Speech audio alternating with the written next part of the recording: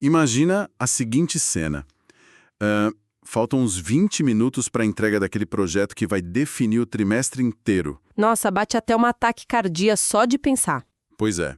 E o instinto natural da gente, tipo aquela reação quase animal mesmo, é focar a laser, né? Ignorar qualquer distração ao redor e simplesmente executar. O mundo lá fora some. Exato. Some completamente, só existe a tela do computador ali na sua frente. E o que a nossa análise, o nosso mergulho profundo de hoje vai revelar é que esse instinto de sobrevivência, essa urgência desesperada por fechar uma tarefa, é exatamente o que costuma aniquilar nossa capacidade de ter uma ideia verdadeiramente brilhante. É uma armadilha perfeita, assim, construída pela nossa própria biologia e muito reforçada pelo ambiente de trabalho diário. A gente foi condicionado a acreditar que a criatividade é um evento passível. Tipo a maçã caindo na cabeça do Newton. Isso, total. A narrativa clássica da maçã, ou aquele raio de inspiração que atinge a mente do nada, sabe? Mas as fontes que a gente está examinando hoje desmontam completamente essa mitologia. Não tem nada de mágico, né? Nenhuma magia. A inovação é mecânica, ela trata de um conjunto de engrenagens cognitivas que podem, e olha, devem ser manipuladas conscientemente pela gente. Certo. Então vamos desempacotar isso. Porque a missão da nossa exploração hoje é literalmente abrir o capô do cérebro. Gostei da metáfora. Né? O material que a gente reuniu foca de uma forma fascinante nos mecanismos reais por trás do pensamento crítico e da criatividade.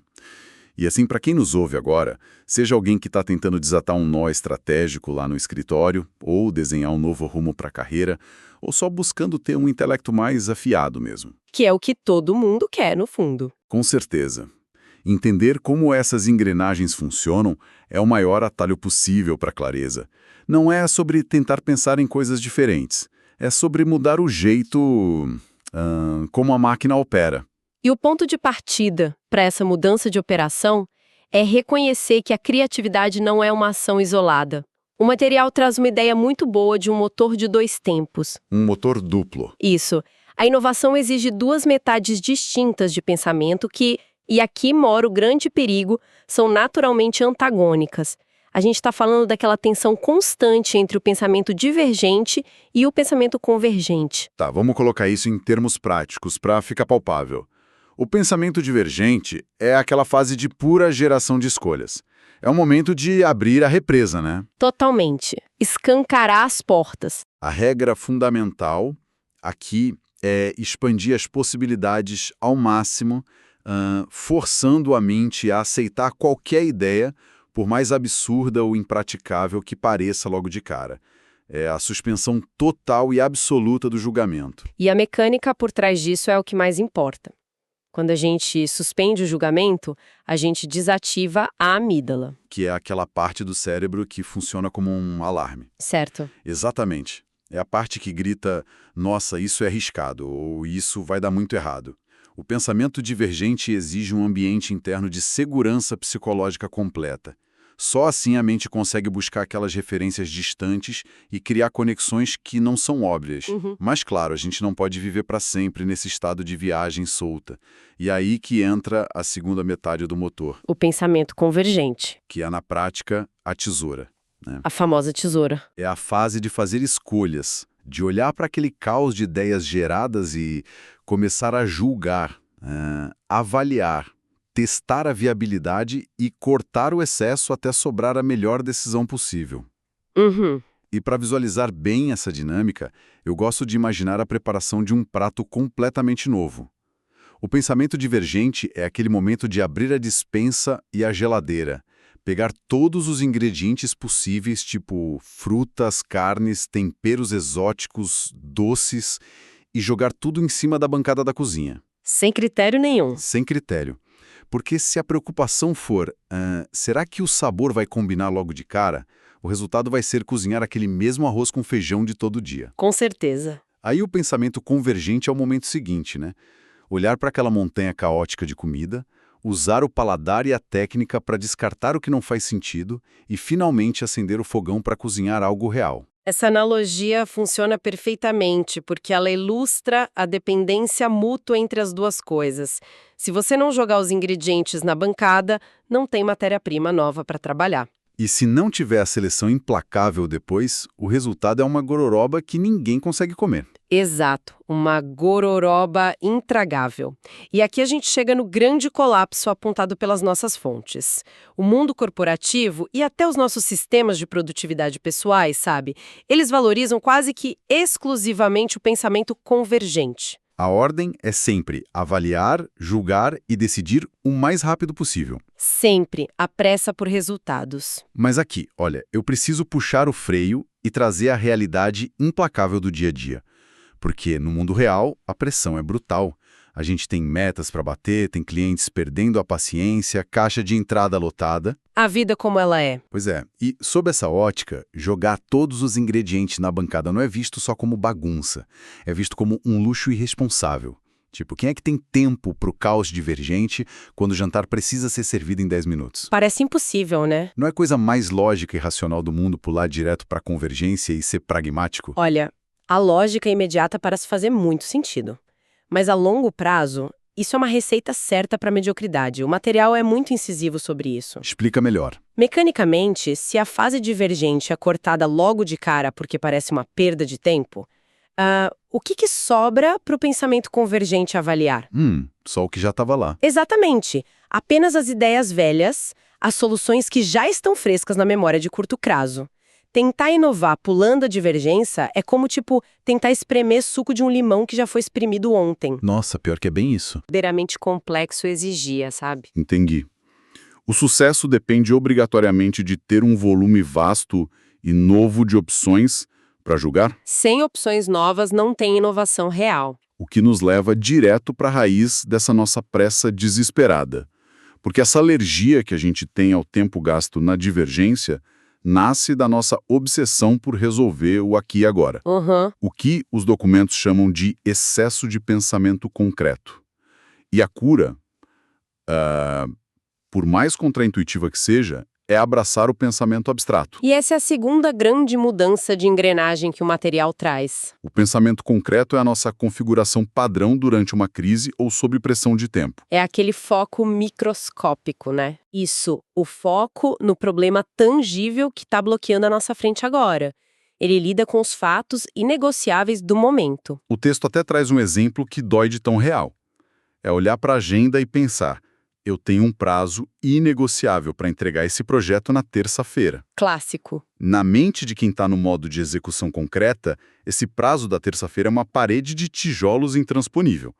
A única linha de raciocínio permitida é como eu corro mais rápido para não bater de cara nessa parede. E isso acontece porque, sob essa pressão do pensamento concreto, o cérebro entra num modo de restrição de recursos. Como se estivesse economizando bateria. Exato. Ele instaura filtros cognitivos muito severos.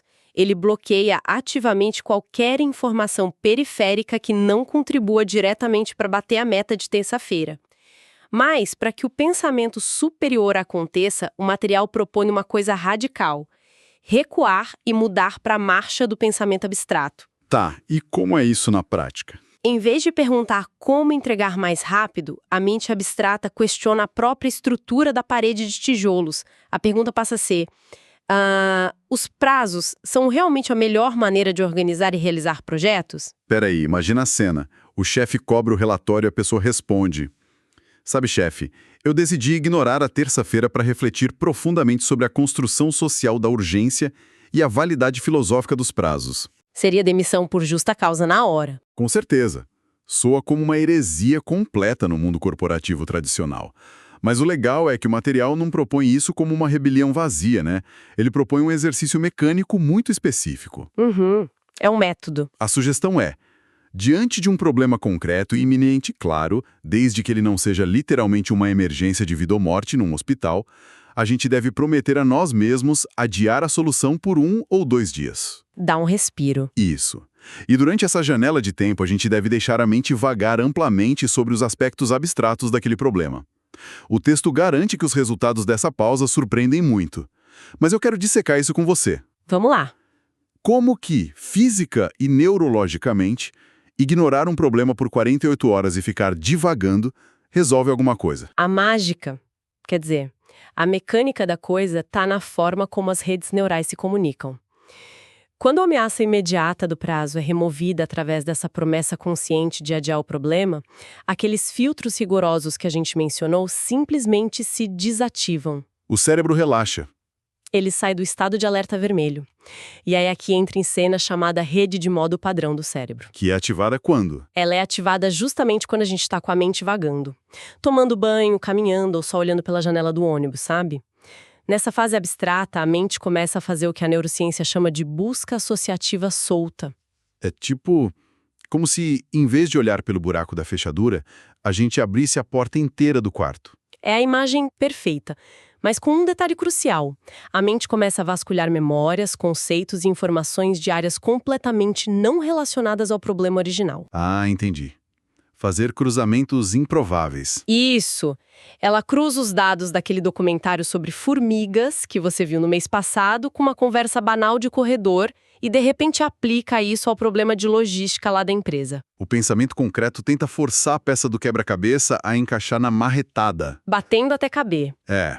Já o pensamento abstrato recua, olha para a caixa inteira do jogo e pergunta: pera, será que a gente não está tentando montar a imagem errada desde o início? É dessa liberdade associativa que emergem os saltos de inovação. Saltos que seriam impossíveis no modo concreto. Certo. Então o panorama que a gente montou até agora é: primeiro, precisamos segurar a ansiedade de convergir e julgar as coisas cedo demais, o pensamento divergente. E segundo, precisamos quebrar a ditadura do foco concreto, criando essas janelas de divagação abstrata. Perfeito. O terreno está preparado. Mas para mim, isso gera um problema prático imenso.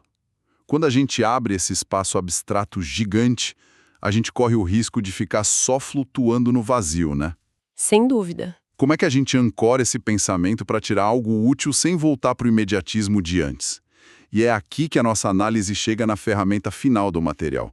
E olha, eu achei brilhante na sua simplicidade. É a minha parte favorita. Trata-se de calibrar a espessura das perguntas que a gente faz. A transição do pensamento fino para o pensamento espesso. E essa nomenclatura de fino e espesso é muito reveladora sobre a mecânica da curiosidade humana, sabe? O pensamento fino é estruturado por aquelas perguntas fundamentais que a gente aprende lá na escola básica. Quem, o que, onde, quando, por que e como. As clássicas. Exato. Elas são excelentes para maquiar fatos. Mas elas são limitadas porque não exigem nenhuma profundidade analítica. Elas apenas raspam a superfície de um evento para coletar dados bem básicos. São perguntas quase administrativas, né? Servem para a gente entender rapidamente o que está acontecendo ali no ambiente, classificar a informação numa gaveta e seguir em frente sem alterar nada ao redor. É bem por aí. E o problema real começa quando a nossa curiosidade estaciona de vez no pensamento fino. O convite do texto é evoluir de propósito para o pensamento espesso. E o que define essa camada espessa? Essa camada exige uma formulação muito mais densa. Ela é baseada na exploração de possibilidades e na criação de cenários. E o mecanismo principal aqui é introduzir condicionais. Condicionais tipo e se? Exatamente. O primeiro passo do pensamento espesso começa simplesmente adicionando o e se. E o grau mais profundo avança para o que aconteceria se. Para visualizar o impacto mecânico disso no cérebro, vamos guiar quem nos ouve através daquele exemplo muito prático que o material fornece, a progressão do cachorro no escritório. Um ótimo exemplo. Imagina a cena. A pessoa chega para trabalhar num dia normal e do nada vê um cachorro solto passeando perto das mesas. Acontece bastante hoje em dia, né? Sim. Aí a reação imediata, operando no modo de pensamento fino, seria perguntar simplesmente: o que um cachorro está fazendo aqui? É uma pergunta puramente factual e isolada. Foca no o que e onde. O cérebro, nesse momento, quer apenas resolver aquela anomalia visual o mais rápido possível. Não tem muita investigação. Não tem empatia, não tem construção. É só a busca por um dado frio. Aí a gente desce um degrau, entrando na primeira camada do pensamento espesso. A pergunta agora passa a ser formulada como: e se o cachorro estiver aqui para ajudar um dos meus colegas de trabalho? E nota como a mudança de perspectiva aqui já é drástica. Ao usar o e se, A mente é forçada a sair da constatação fria de um fato e precisa criar uma narrativa. O foco se desloca daquele cachorro visto como um objeto fora do lugar para o contexto humano ao redor. Muda tudo. O cérebro é literalmente obrigado a acessar seus centros de empatia e começar a especular sobre as necessidades ocultas dos colegas. O material avança ainda mais para uma camada ainda mais espessa. A pergunta vira: o que podemos fazer para tornar as visitas de um cachorro ao escritório mais confortáveis para todos? E neste ponto a transformação já se tornou sistêmica, percebe? Totalmente. A mente deixou de ser uma observadora passiva da cena e assumiu o papel de arquiteta daquele ambiente. O pensamento espesso nos obriga a avaliar as dinâmicas de espaço compartilhado, conforto coletivo e regras de convivência. E aí, finalmente, a gente chega na última camada apresentada, que é o pensamento espesso em sua forma máxima. Que é? A pergunta: o que podemos fazer para celebrar todos os animais de estimação e de serviço dos nossos funcionários? E aqui é onde a coisa fica realmente interessante para mim. Olha a jornada absurda que o cérebro fez. Foi um monge. A primeira pergunta, o que um cachorro faz aqui, ela soa quase como uma reclamação, né? Uma leve irritação ali com a quebra da rotina de trabalho. E através da simples troca de engrenagens verbais, a mesmíssima situação inicial virou uma alavanca para revolucionar a cultura e o bem-estar de toda a empresa. É poderoso. É muito poderoso. Mas, de novo, eu vou fazer o papel de cético aqui. Pode mandar. Imagina um gestor sênior ouvindo a gente agora. A equipe dele tem um problema gravíssimo de faturamento para resolver até o fim do dia. Aí entra um cachorro na sala e, em vez de voltar imediatamente para a planilha, a equipe começa a usar o tal pensamento espesso para desenhar uma utopia corporativa de celebração de pets. O gestor enlouquecer. Ia infartar. Isso não é apenas distração. Como a gente justifica essa fuga absurda de foco como sendo uma ferramenta útil de pensamento crítico e não apenas uma procrastinação disfarçada de empatia bonitinha? A pergunta é excelente e a justificativa está no que a gente chama de retorno sobre o investimento cognitivo. Como assim? O objetivo do exercício nunca foi que a empresa abandone o faturamento para abrir um pet shop no andar de baixo. O objetivo é treinar ativamente a plasticidade do cérebro da equipe. Quando a gente opera só no pensamento fino, a mente age como um arquivista cansado e mal pago, sabe? Haha, boa. Ela só quer colocar a informação na gaveta correta o mais rápido possível para encerrar o assunto. Ah, de quem é o cachorro? Ah, é da moça do financeiro? Ok, problema é resolvido, fecha a gaveta, volta para a planilha. A gente se vicia em dar o assunto por encerrado o mais rápido possível, né? Exato. E esse hábito de encerrar rapidamente os loops mentais nos torna péssimos na resolução de problemas complexos. Faz sentido.